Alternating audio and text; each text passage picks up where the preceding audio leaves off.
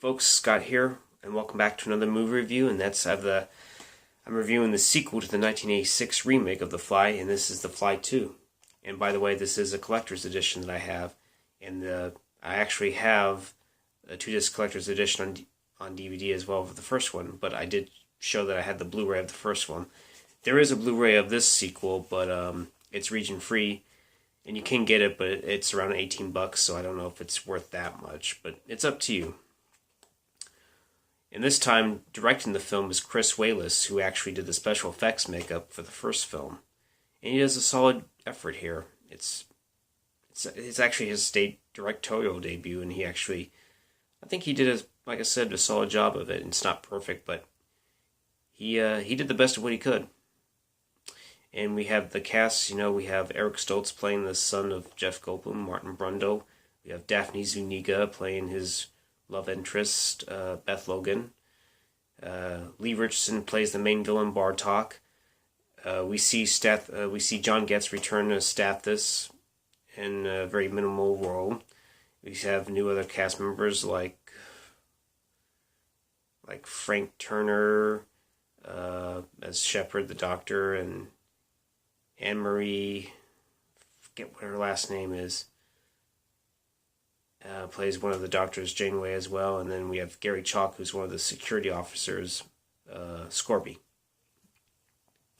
And getting right down to the plot of the film, we open up with the Bartok company. Apparently, Veronica is in labor. Apparently, she's decided to go through with the pregnancy, but she's in intense labor. We see that Stathis is observing and demanding that the hospital staff, help out Ronnie, and they decide to say that he's acting, he's overreacting. They decide to move him into a different area of the hospital, I guess, or at least part of the area that he's in. Anyways, Bartok arrives, oversees the baby being born, and at first it's actually inside of a kind of a messed up kind of cocoon-like sack, and it freaks out Veronica. She starts to go into cardiac arrest, and she actually dies. And the doctors notice the baby's moving, and then when they open up the sack, it actually reveals itself to be a human boy. And then we get that awesome credit sequence by Christopher Young. Bartok decides that, they are going to keep hush-hush about what their real intentions are. They're going to raise the child like it was his very own. And so we actually also learn that Martin has accelerated growth syndrome, which has something to do with his chromosomes and the fact that he's inherited this type of particular DNA sequence from his father, which will later be explained. But he has accelerated growth syndrome. He looks like he's 2 years old, but he's technically like a month or 2 years old, actually, and that's part of his accelerated growth syndrome. And we see that he's a very high intellect. He believes that there's people behind the mirror, which he would be right on. Then we shift some time forward where he looks like he's 10, even though it's been like several months later. He's 5 months and he looks like he's 10 years old. He's already a genius. He shows that he can hack into the mainframe and change his security access. Like he's Zone 3, and somehow he manages to hack into the mainframe and make him a Zone 4 type of ordeal. And then we show that he is able to be inventive and create this little metal-like mask that, he made on his own. Like he can alter his voice, and it does some kind of weird water sprout thing. And we see that even the nose is made of a metal spoon or something like that. And we see him, encounter, animals. He gets to bond with this golden retriever and sort of develops a friendship with it. He tells him about his accelerated growth, and then, of course, he decides he wants to bring the dog some food, but the dog has been transported to Base 17, and then he eventually finds out where it's at, which is, of course, in Zone 4. And we see that then when the camera follows Martin, we actually see inside of this room and we see the telepods for the first time for a while, and the staff of Bartok are trying to figure out if they are still working or not. I mean, they actually decide to use the dog to test it on, and the dog is eventually teleported. It looks like he is okay, but apparently he comes up all messed up and whatnot. Just a complete, somewhat similar to the baboon, except his insides aren't turned out as badly. And so several years have passed. He's technically 5 years old, but this is where Stoltz comes in, and Bartok decides he wants to kind of offer him a position, and also at the same time give him his private place. He also wants him to technically really work on the telepods to try to fix him, and of course Martin's not a fan of this because of what it did to his dog, and supposedly Bartok has claimed that they put down his dog, and he's no longer suffering and whatnot. So Martin goes through this various experiment of teleporting a telephone and whatnot, and it works. He starts to see if he can find something living, and encounters a woman working on the graveyard shift named Beth Logan, who's played by Daphne Zuniga.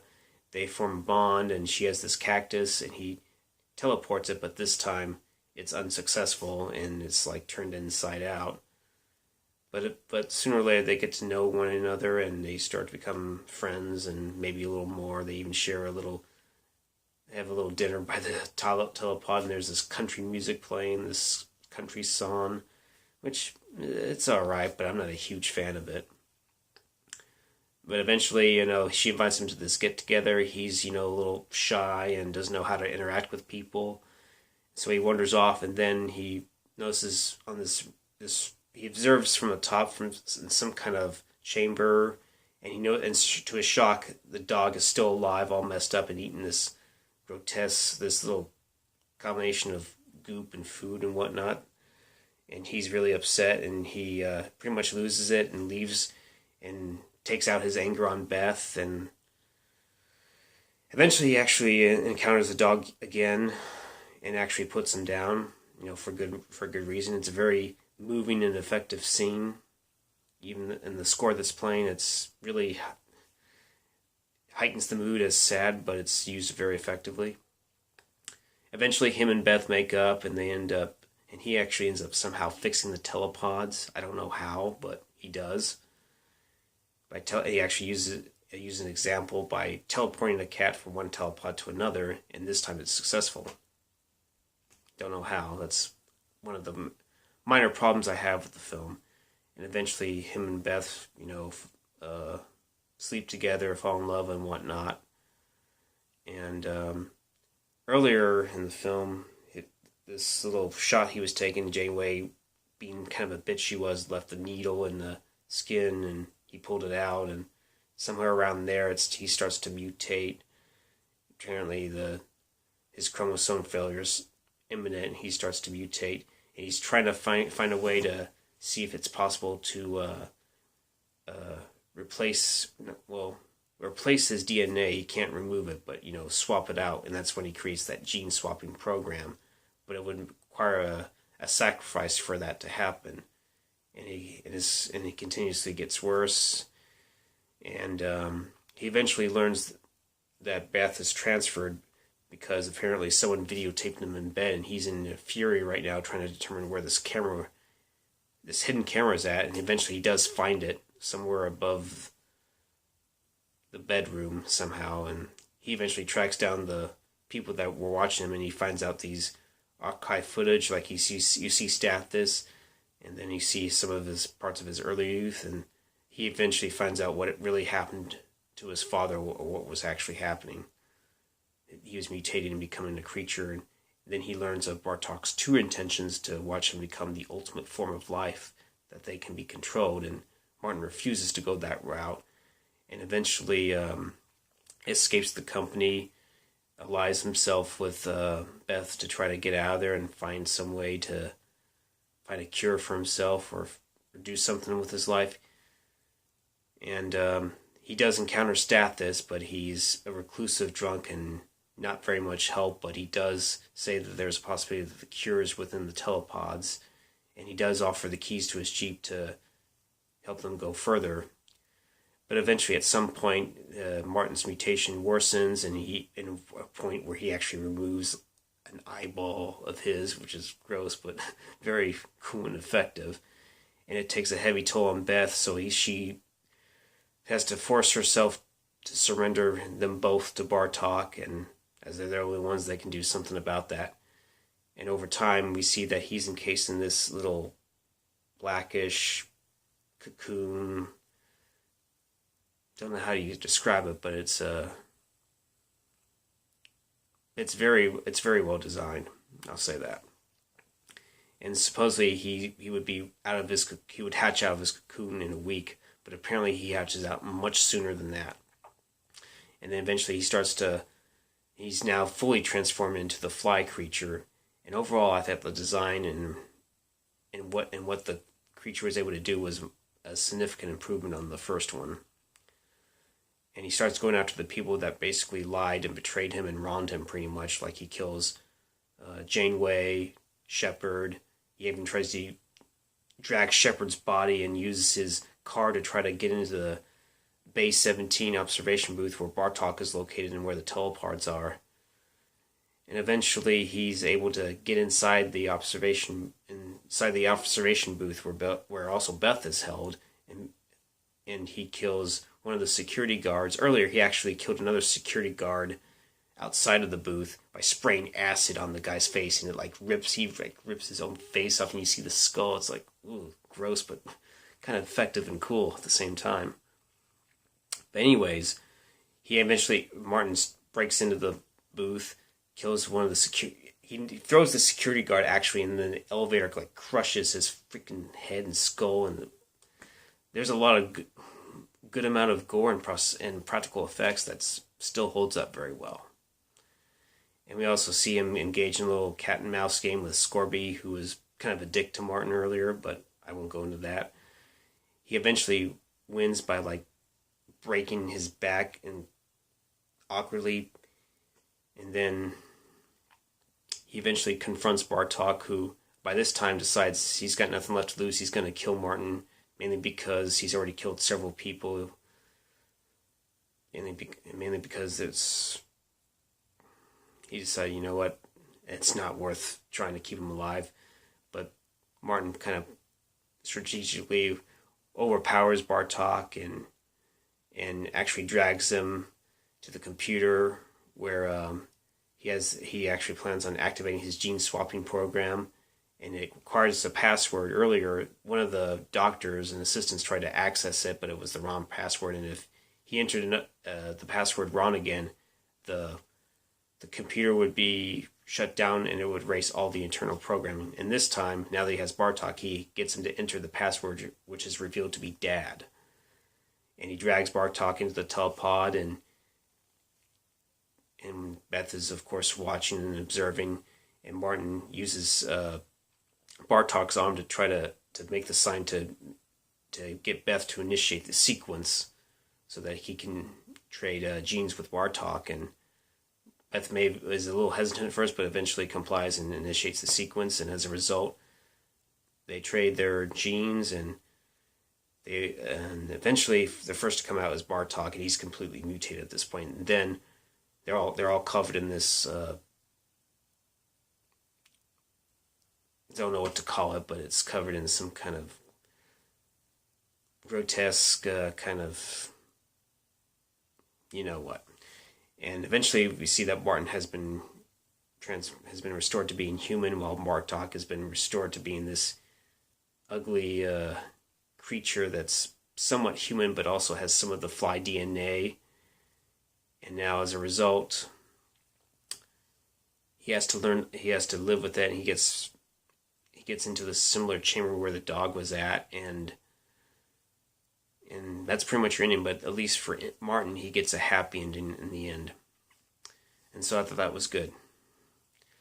I'll get to the pros, but first I'll do the cons. The cons,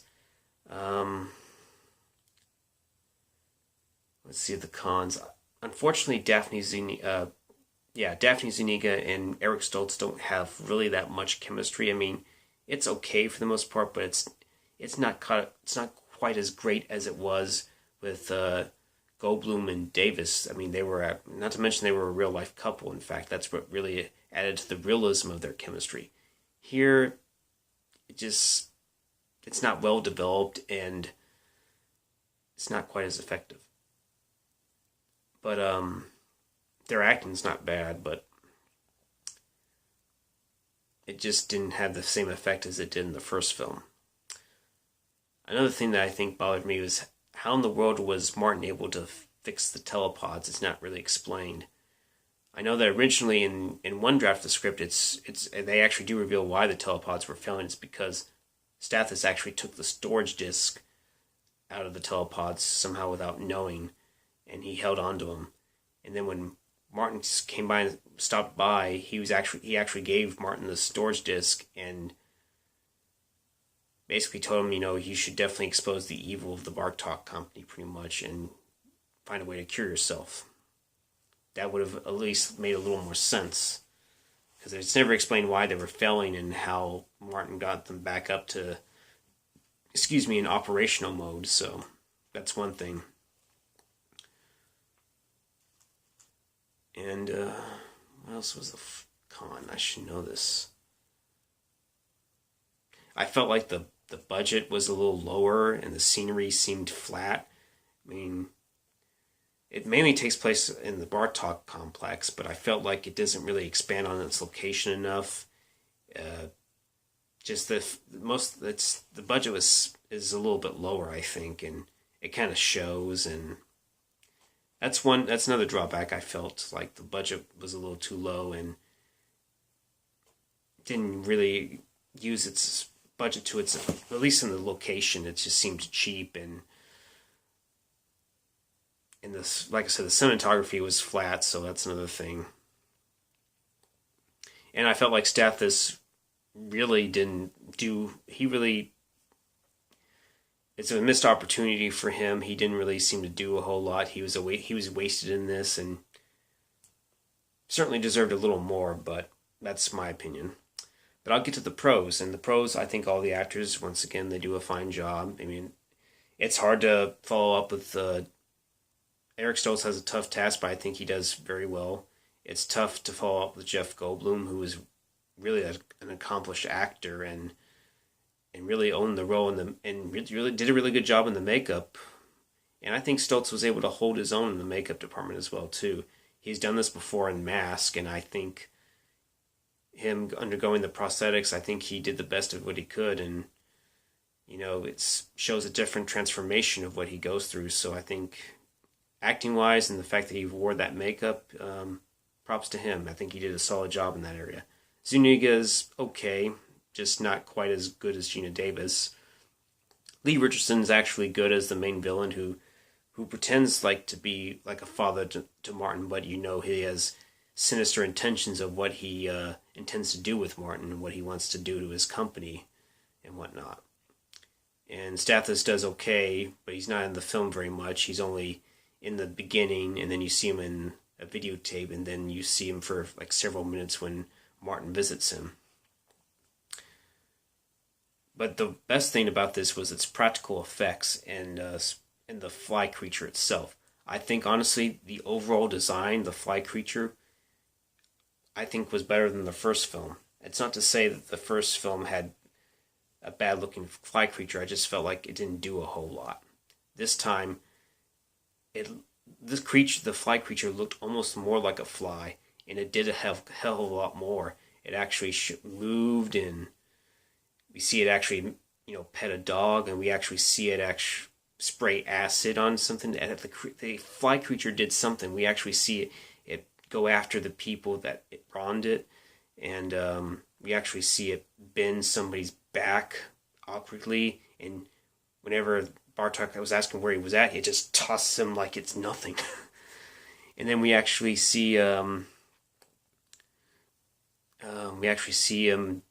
see the creature, kind of play dead and just grab Bartok unexpectedly and just lead him away. And just like I said, the overall design of the creature was much better. And like I said, it did a lot more. And I like that. So, And also, I like the score by Christopher Young. I felt like it was almost as good as Howard Shore's score. It just like the main title. It just draws you in, and you're in. You know you're in for a straightforward horror film, for sure. It just has that very commanding theme, and once it gets you going, you're in there. It also has a good little romance theme too, which I felt like it could have expanded upon, but it didn't. But it has that "Come Fly With Me" theme, and it's used very effectively for the little love scene between Martin and Beth. So, and it's no surprise that Young has done very good horror scores as well, because he's done Hellraiser 1 and 2, and he did the score for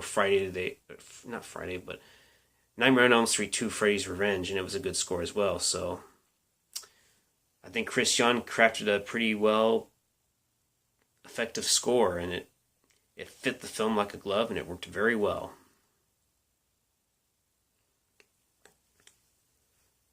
So overall, I think The Fly 2 is a very solid and underrated sequel. I mean, there are some flaws to it, but I think overall, I've seen worse in it. I think it does its best to connect with the first one. Just a significant lower budget and some lack of chemistry, and I can't remember, and a few minor explanations as to how Martin fixed the telepods were